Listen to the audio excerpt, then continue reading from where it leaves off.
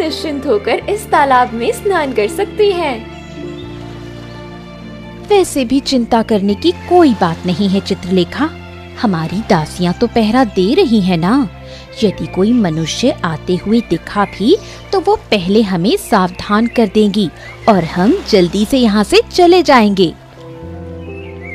हाँ चलो, अब आज के लिए इतना ही। हम कल फिर से यहाँ पर स्नान करने आएंगे। फिर सभी परियां परी लोक के लिए निकल जाती हैं।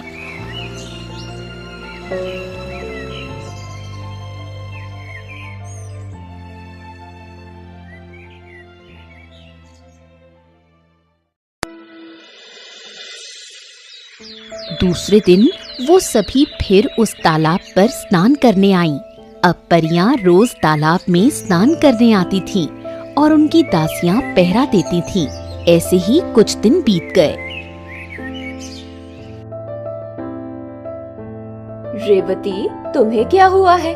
आज तुम कुछ ठीक नहीं लग रही हो। हमें जल्दी रानी परी के पास जाना है, वे हमारा इंतजार कर रही होगी। रमा, तुम्हें तो पता ही है पृथ्वी लोक पर कितनी धूप और गर्मी है। रानी परी खुद तो तालाब में ठंडे पानी का आनंद लेती रहती है, पर हमारे बारे में कभी भी नहीं सोचती। आज मेरा सर चकरा रहा है और लगता है आज मैं तुम्हारे साथ नहीं आ पाऊंगी। ठीक है रेवती, आज तुम आराम करो, मैं रानी परी से बात कर लूंगी। फिर दासी रमा रानी परी के पास आती है। इधर रानी परी और उनकी सखियां तालाब पर जाने के लिए दासियों की राह देख रही थीं। कहाँ चली गई ये दासियां? अभी तक आई क्यों नहीं? हमें जाने में देरी हो रही है। तभी दासी रमा वहाँ पर आ जाती है। अरे रमा, आज इतनी देर क्यों कर दी? और वह तुम्हारी सखी दासी रेवती कहाँ है? रानी जी, आज रेवती की तबीयत कुछ ठीक नहीं है, इसलिए वो नहीं आना चाहती है।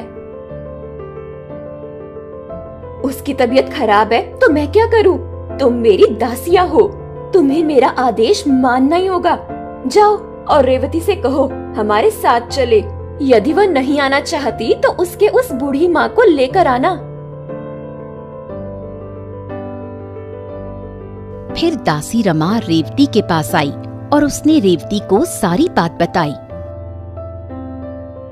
नहीं रमा, मैं मेरी माँ को उस दुष्ट रानी परी के साथ नहीं भेज सकती। मैं खुद ही चलती हूँ, अब जो होगा देखा जाएगा। फिर रेवती परियों के साथ पृथ्वी लोक पर आ जाती है। वे तालाब के पास जाते हैं। परियां स्नान करने लगती हैं और दोनों दासियां पहरा देती हैं। कुछ देर बाद धूप ज्यादा बढ़ जाती है और रेवती का सर ज्यादा चकराने लगता है। रेवती होश खो देती है और वो बेहोशी में भटकने लगती है।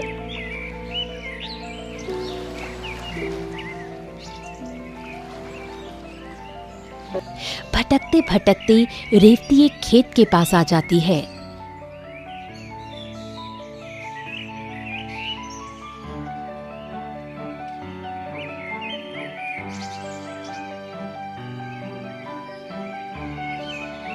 कितनी धूप है आज।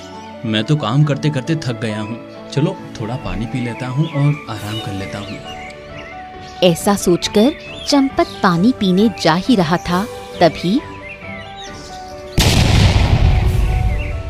अरे ये आवाज कैसी? लगता है वहाँ पर कोई स्त्री गिर गई है। चंपक जल्दी से रेवती के पास जाता है। रेवती को देखते ही चंपक समझ जाता है कि ये कोई साधारण स्त्री नहीं है, ये तो परी है। अरे ये तो परी लोक की परी लग रही है। लगता है ये परी पृथ्वी लोक की धूप सहन नहीं कर पाई और यहाँ पर बेहोश होकर गिर गई। मुझे इसकी मदद करनी चाहिए। मैं इसे छांव में लेकर जाता हूँ और पानी पिलाता हूँ। फिर चंपत रेवती को एक पेड़ की छांव में लेकर जाता है और उसे पानी पिलाता है।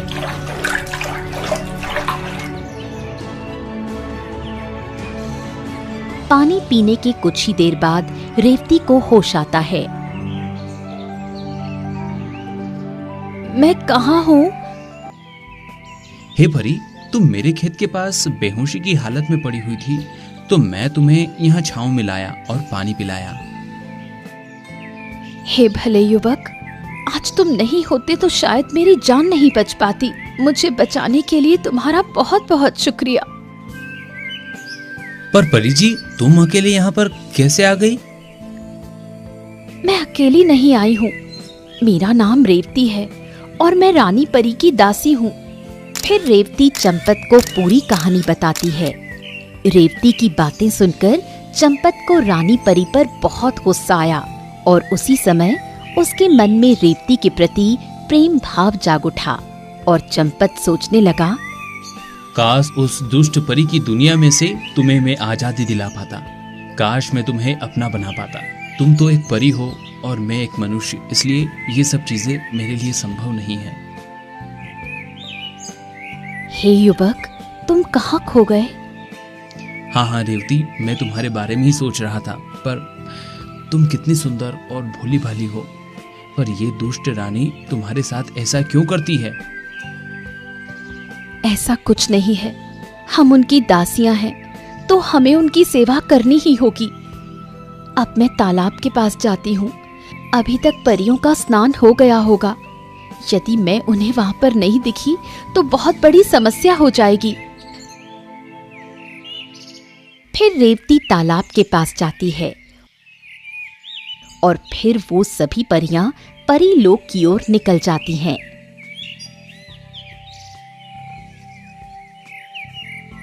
परी लोक पहुंचने पर रेवती रमा को सारी बात बताती है। क्या तुझे एक मनुष्य ने बचाया? मैंने तो सुना है कि मनुष्य लोग बहुत दुष्ट होते हैं। सभी मनुष्य दुष्ट नहीं होते रमा। उनसे दुष्ट तो हमारी रानी परी है, जिसने मेरी माँ की सारी शक्तियां हड़प ली और उनका राज सिंहासन भी छीन लिया और अब हम पर अत्याचार कर रही है। पर अब इस दुष्ट रानी परी का कोई भी कुछ नहीं बिगाड़ सकता। अच्छा, मुझे एक बात बता, वह युवक दिखता कैसा था? उसका नाम क्या है? वो युवक देखने में बहुत सुंदर था। उसकी आंखों में एक सच्चे इंसान की चमक थी, पर मैंने उससे उसका नाम नहीं पूछा। इतना कहकर रेवती चुप हो गई और चंपत के बारे में सोचने लग गई। रेवती, रेवती, कहाँ खो गई तुम? कहीं नहीं रमा, बस उस युवक के साथ बिताए हुए उन पलों की याद आ गई। अच्छा, लगता है तुम उसके प्रेम में पड़ रही हो। चल पगली, ऐसा कुछ नहीं है। और तुझे नींद नहीं आ रही है क्या? कल हमें फिर रानी के साथ जाना है ना? जा, तू अपने घर जा और सो जा। रमा थोड़ी मुस्कुराती है और वहां से चली जाती है, पर रेवती वहां पर बैठकर चंपत के बारे में सोच रही थी। सच में कितना सुंदर और नेक दिल है वो युवक। क्या नाम होगा उसका? मैं उससे फिर मिलना चाहती हूँ। यदि मैं परी नहीं होती तो सच में मैं उसे अपना जीवन साथी बना लेती। ऐसा सोचते सोचते रेवती वहीं पर सो गई। इधर चंपत भी रेवती के बारे में ही सोच रहा था। कितनी सुंदर है वो परी। हे भगवान, काश कुछ ऐसा हो जाए कि उस परी को मुझसे प्रेम हो जाए। मैं परी रेवती को फिर से देखना चाहता हूँ। मैं कल तालाब के पास जाऊंगा और उसे छुप कर देखूंगा।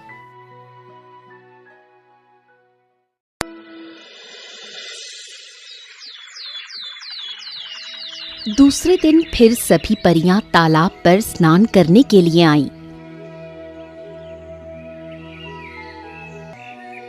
कुछ देर पहरा देने के बाद रेवती चुपचाप चंपत से मिलने निकल गई।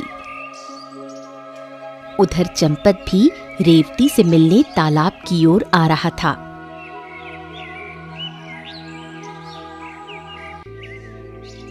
जंगल में एक जगह पर दोनों का मिलन हो गया। दोनों एक दूसरे को देखकर बहुत खुश हुए।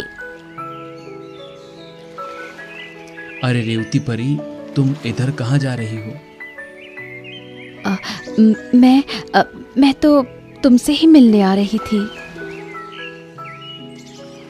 मुझसे मिलने? मतलब? अब बस ऐसे ही मन किया तुमसे मिलने का, इसलिए आ रही थी। पर तुम इधर कहाँ जा रहे थे? तुम्हें तो अभी खेत में होना चाहिए ना। हाँ, मैं भी तुम्हें ही देखने तालाब की ओर आ रहा था। मुझे देखने? फिर दोनों एक दूसरे को देखकर हंसने लगते हैं। वो वहीं पर पेड़ के पास बैठ गए और उन्होंने बहुत सारी बातें की।